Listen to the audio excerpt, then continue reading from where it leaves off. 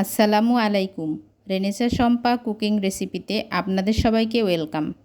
আজকে আমি আপনাদের জন্য নিয়ে আসছি আরও একটি ভিন্ন ধরনের রেসিপি। আজকের রেসিপি সুজি দিয়ে কিভাবে পিঠা তৈরি করা যায়। সুজি দিয়ে পিঠা তৈরির জন্য আমি এখানে যে উপকরণগুলো নিয়েছি: 1 বাটি পরিমাণ সুজি, হাফ বাটি চিনি, 2 টেবিল চামচ গুঁড়া দুধ, একটি ডিম। প্রথমে আমি ডিমটাকে কাঁটা চামচের সাহায্যে বিট করে নেব। ডিমের গন্ধটা যাতে না লাগে এজন্য আমি 2টা এলাচ গুঁড়া করে নিয়েছি। সেই এলাচ 2টা আমি ডিমের মধ্যে দিয়ে নিলাম। এখানে হাফ বাটি পরিমাণ চিনিটাকে ডিমের সাথে বিট করে নেব। চিনিটা যাতে পুরোপুরি গলে আসে এজন্য ঠিক এভাবে বিট করতে হবে।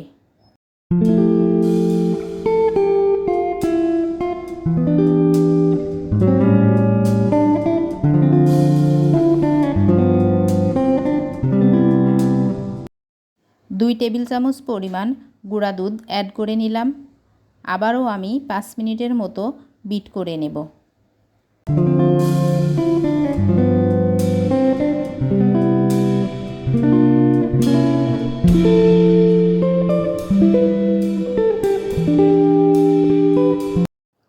এক বাটি সুজি দিয়ে নেব। সবগুলো উপকরণ কাঁটা চামচের সাহায্যে এভাবে বিট করতে থাকব।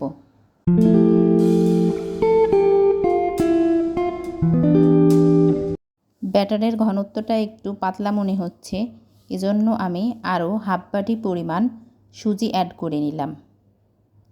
সবগুলো উপকরণ 5 মিনিটের মতো বিট করে নিলাম। ব্যাটারের ঘনত্বটা কিন্তু এরকম হতে হবে, তা না হলে পিঠার শেপটা খুব ভালো আসবে না। ফ্রাই প্যানে সয়াবিন তেল দিয়ে নিচ্ছি। তেল গরম হয়ে এসেছে, এবার আমি একটি একটি করে পিঠা তেলের মধ্যে এভাবে ছেড়ে দিচ্ছি।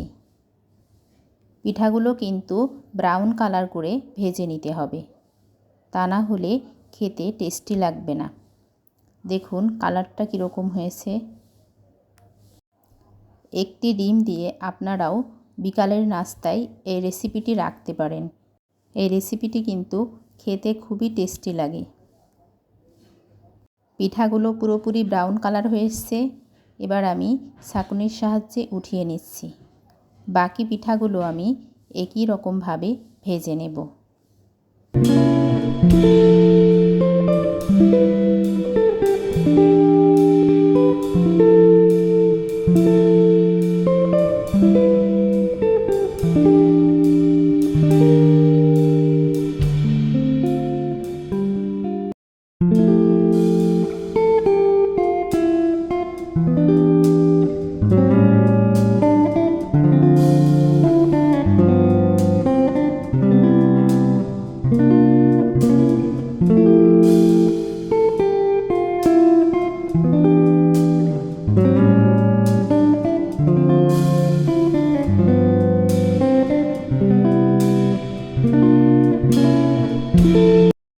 সবগুলো পিঠা ভেজে আমি পাত্রে উঠিয়ে নিলাম।